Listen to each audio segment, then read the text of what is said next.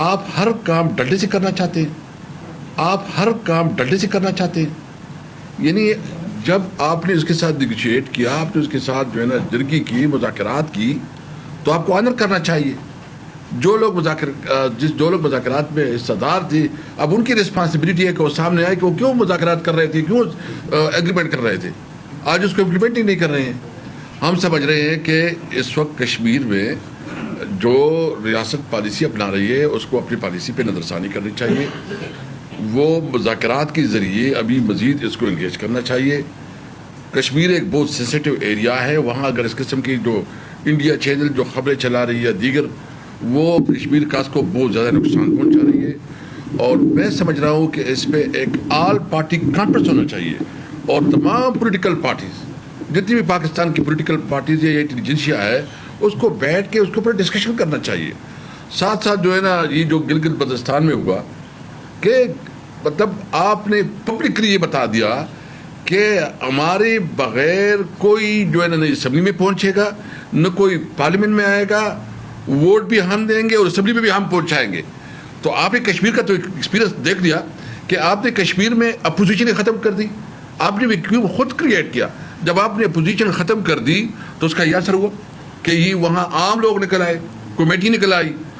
Political parties تو پھر بھی ایک قاعدے کے تحت کام کرتی ہے، اس کا ایک ڈسپلن ہوتا ہے، اس کا ایک میکینزم ہوتا ہے، وہ اپنے اس کے اندر کام کرتی ہے۔ لیکن ابھی جو صورتحال ہے، اور اگر آپ اس طرح گلگت بلتستان میں بھی آپ نے اس طرح کیا کہ میرے خیال میں وہاں بھی ہمارے 2 لوگ ہیں اس وقت جو مشکل سے جیتے ہیں، اور باقی تو آپ نے سارا الیکشن لوٹ لیا، تو پاکستانی عوام سے ووٹ کا حق ہی چھین لیا گیا۔ اگر اس طرح رویہ رکھنا ہے تو خدا نخواستہ گلگت بلتستان بھی خطرناک صورتحال کا سامنا کر سکتا ہے، اور پورے ملک میں عوام کو یہ حق دے کہ اپنے فیصلے کرے۔ عوام کا یہ حق ہے، آئین اس کو یہ حق دیتا ہے کہ وہ اپنے فیصلے خود کریں گے۔ اسمبلی میں عوام کے پاس یہ اختیار ہے کہ وہ اپنے نمائندے بھیجیں گے۔ جب ہماری حکومت تھی تو پیپل پارٹی جو ہے نا تنقید کرتی تھی کہ آپ جو ہے نا بجٹ آئی ایم ایف کے ساتھ کیوں آپ نے انگیج کیا، یا کیوں آپ آئی ایم ایف کے ساتھ یہ مشترکت کر رہے ہیں۔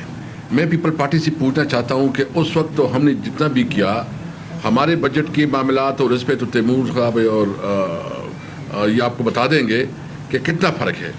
لیکن اس وقت آپ دیکھ رہے ہیں کہ اس بجٹ کی وجہ سے جو مہنگائی آئے گی، جو اس وقت نئے ٹیکسز لگیں گے، اور خاص کر اس شاہ پہ جو کہ لوگوں نے سولر لگائے ہیں، جو گاڑیاں جو کہ الیکٹرانکس گاڑی ہیں اس کے اوپر سنا جا رہا ہے کہ اس کے اوپر بھی ٹیکس لگایا جا رہا ہے، جو لوگوں کے لیے تھوڑی سہولت تھی تاکہ پیٹرول جو مہنگا ہو گیا اس کی وجہ سے ایک ریلیف مل رہی تھی، تو وہ اس پہ بھی ٹیکس لگایا جا رہا ہے۔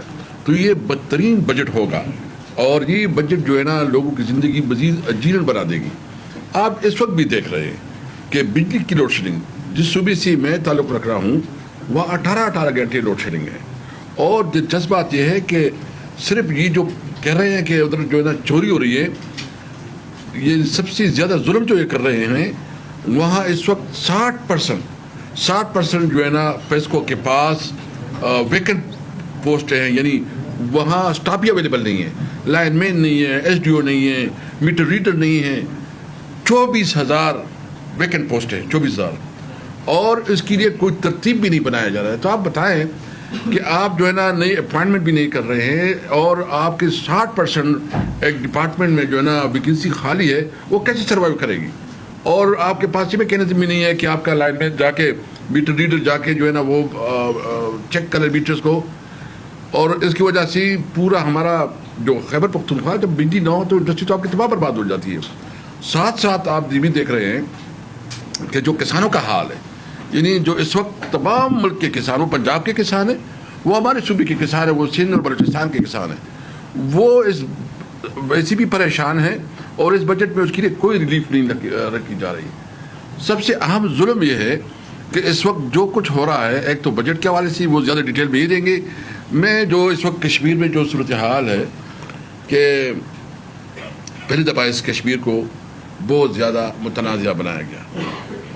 آپ ہر کام ڈلڈے سے کرنا چاہتے ہیں، یعنی جب آپ نے اس کے ساتھ نیگوشیٹ کیا، آپ نے اس کے ساتھ جو ہے نا جرگی کی، مذاکرات کی، تو آپ کو آنر کرنا چاہیے۔ جو لوگ مذاکرات میں حصہ دار تھے، اب ان کی رسپانسبلٹی ہے کہ وہ سامنے آئے کہ وہ کیوں مذاکرات کر رہے تھے، کیوں ایگریمنٹ کر رہے تھے. آج اس کو امپلیمنٹ ہی نہیں کر رہے ہیں. ہم سمجھ رہے ہیں کہ اس وقت کشمیر میں جو ریاست پالیسی اپنا رہی ہے اس کو اپنی پالیسی پہ نظر ثانی کرنی چاہیے. وہ مذاکرات کے ذریعے ابھی مزید اس کو انگیج کرنا چاہیے. کشمیر ایک بہت سینسیٹیو ایریا ہے، وہاں اگر اس قسم کی جو انڈیا چینل جو خبریں چلا رہی ہے دیگر، وہ کشمیر کاس کو بہت زیادہ نقصان پہنچا رہی ہے. اور میں سمجھ رہا ہوں کہ اس پہ ایک آل پارٹی کانفرنس ہونا چاہیے اور تمام پولیٹیکل پارٹیز، جتنی بھی پاکستان کی پولیٹیکل پارٹیز یا انٹیلیجنسیا ہے، اس کو بیٹھ کے اس کے اوپر ڈسکشن کرنا چاہیے. ساتھ ساتھ جو ہے نا یہ جو گلگت بلتستان میں ہوا کہ مطلب آپ نے پبلکلی یہ بتا دیا کہ ہمارے بغیر کوئی جو ہے نا اسمبلی میں پہنچے گا، نہ کوئی پارلیمنٹ میں آئے گا، ووٹ بھی ہم دیں گے اور اسمبلی میں بھی ہم پہنچائیں گے. تو آپ نے کشمیر کا تو ایکسپیرینس دیکھ لیا کہ آپ نے کشمیر میں اپوزیشن ختم کر دی. آپ نے ویکیوم خود کریٹ کیا. جب آپ نے اپوزیشن ختم کر دی تو اس کا یہ اثر ہوا کہ یہ وہاں عام لوگ نکل آئے، کمیٹی نکل آئی. پولیٹیکل پارٹیز تو پھر بھی ایک قاعدے کے تحت کام کرتی ہے، اس کا ایک ڈسپلن ہوتا ہے، اس کا ایک میکینزم ہوتا ہے، وہ اپنے اس کے اندر کام کرتی ہے.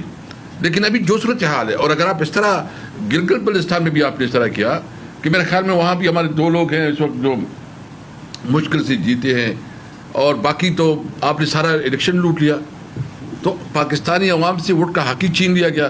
اگر اس طرح رویہ رکھنا ہے تو خدا نخواستہ گلگت بلتستان بھی خطرناک صورتحال کا سامنا کر سکتا ہے. اور پورے ملک میں عوام کو یہ حق دے کہ اپنے فیصلے کرے. عوام کا یہ حق ہے، آئین اس کو یہ حق دیتا ہے کہ وہ اپنے فیصلے خود کریں گے. اسمبلی میں عوام کے پاس یہ اختیار ہے کہ وہ اپنے نمائندے بھیجیں گے، اور ساتھ آپ عدالتوں کی پوزیشن دیکھیں. یعنی تاریخ میں اتنی کمپرومائز اور اتنی عدلیہ کو اتنا زیادہ جو مفلوج کیا گیا تھا، وہ بارشلاؤں بھی اتنی مفلوج نہیں ہیں کہ آج تمام عدالتوں کے اوپر جو ہے نا جس طرح قدانے لگائی گئی 26 اور 27 ترمیم کے ذریعے عدالتوں کے پر کاٹ لی گئی ہے. تو کون انصاف کا توقع کرے گا؟ کون یہاں انویسٹمنٹ کرے گا؟ یہ بھی بتائیں گے آپ کو کہ تقریباً 90 کے قریب جو ملٹی نیشنل کمپنیاں ہیں وہ ملک سے باہر چلی گئی ہے. بتائے نا، یہ حکومت بتائے کہ وہ کتنی انویسٹمنٹ اس وقت اس ملک میں لا چکی ہے.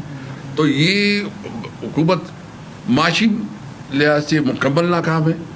انہوں نے مہنگائی کا جو طوفان کھڑا کر دیا ہے کہ ایک غریب کسان، مزدور، تنخواہ طبقہ جس طرح پس گیا ہے، تو اس کے بغیر جو ہے نا ابھی راستہ نہیں ہے کہ ان کے خلاف نکلے. اور دوسرا جو ہمارے اس وقت جو کاروبار بند ہے، جو خاص کر ہمارے انڈسٹریز ہیں، وہ بھی بڑے پریشان ہیں. ساتھ آپ نے جو انصاف کا نظام بھی ختم کر دیا، سیاسی اسپیس ختم کر دی، اور ملک میں ایک ایسا گھٹن کا احساس ہو رہا ہے کہ ملک میں جو ہے کوئی چیز نہیں ہو رہی ہے. خدا را اس ملک پہ رحم کرو. ملک میں قانون اور آئین کا احترام کرو. ملک میں عدلیہ کو آزاد کرو، اور عدلیہ کو جو آپ نے پابند کر دیا ہے، اور عدلیہ کے جو اس وقت کنٹرول ہے وہ ختم کرو. عدلیہ کو اپنا جو اس کا انصاف کا کردار ہے کہ وہ انصاف دے، عوام کا اعتماد بنے. آپ وہ عدلیہ ہو کہ آزاد عدلیہ ہو، اور خاص کر پارلیمنٹ کا فیصلہ عوام کرے. یہ نہیں. آخر میں اتنا کہوں گا کہ عمران خان جو ہے وہ اب اس کا ساتھ جو سلوک ہو رہا ہے وہ بدترین انسانی حقوق کی خلاف ورزی ہو رہی ہے.